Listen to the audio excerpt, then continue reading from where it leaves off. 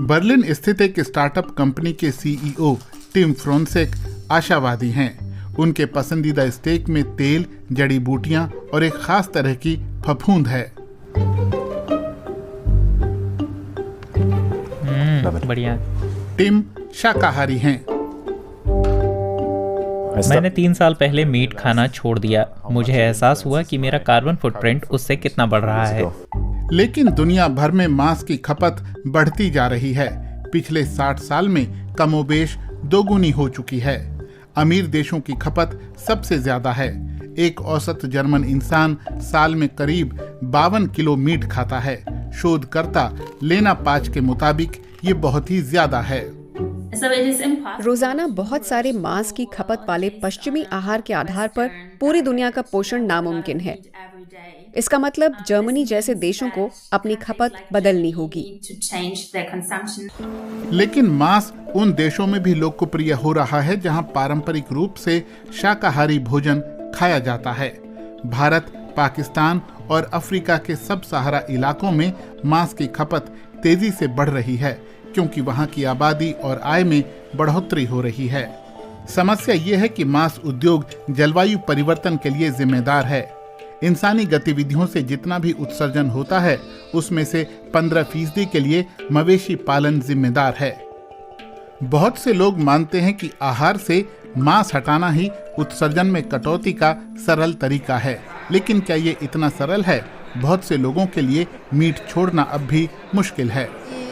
हम हफ्ते में 2 ही बार मांस खाते हैं, लेकिन हम जानते हैं कि हमें और कोशिश करनी होगी। वैसे तो मैं इस विचार के पक्ष में हूँ, लेकिन पूरी तरीके से वीगन हो जाने के लिए तैयार नहीं हूँ। हाँ, क्यों नहीं? हम लोग वैसे भी बहुत ज्यादा मांस खाते हैं, कम से कम मैं तो।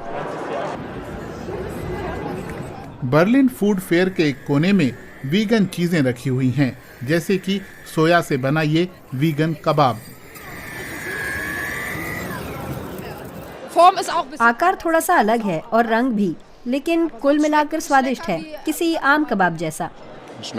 काफी लजीज। आप बता सकते हैं कि ये मीट नहीं है, लेकिन इसका स्वाद अटपटा नहीं है।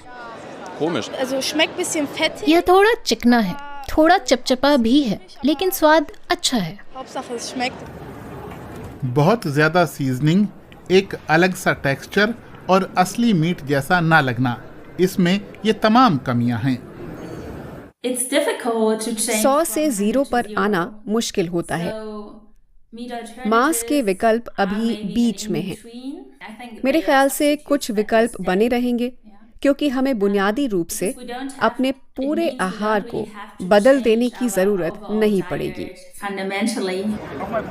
वीगन होने का ये मतलब नहीं है कि वो पर्यावरण के अनुकूल होगा ही।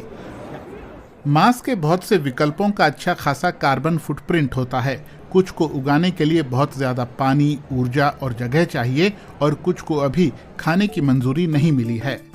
लैब में टिम फ्रोनसेक अपनी टीम के साथ एक कदम आगे हैं। ईयू के रेगुलेटर्स ने उनके फंगस को खाने के लिए सुरक्षित करार दे दिया है। पोषक तत्वों के घोल वाले पानी में उसे उगाया जाता है। ऑक्सीजन मिलाकर 2 से 3 दिन तक बुलबुले बनने देते हैं, फिर निकालने के लिए ये तैयार हो जाता है। फफूंद की अगली खेप के लिए पानी रिसाइकल कर लिया जाता है।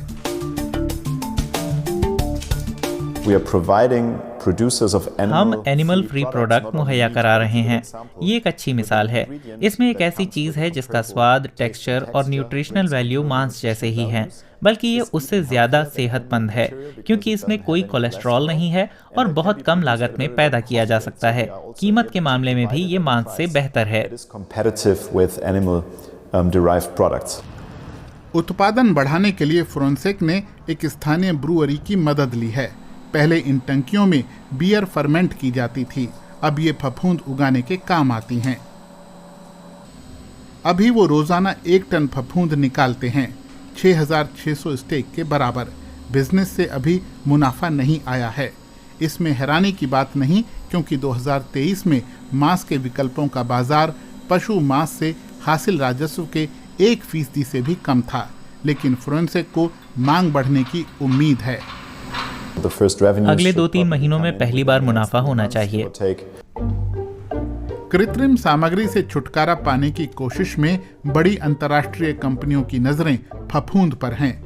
ये आइसक्रीम में अंडे की जगह बाइंडिंग एजेंट का विकल्प बन सकता है। बर्लिन की लैब से रसोई में आपकी प्लेट तक। पौधों पर आधारित भोजन से हमारी पृथ्वी का भला हो सकता है।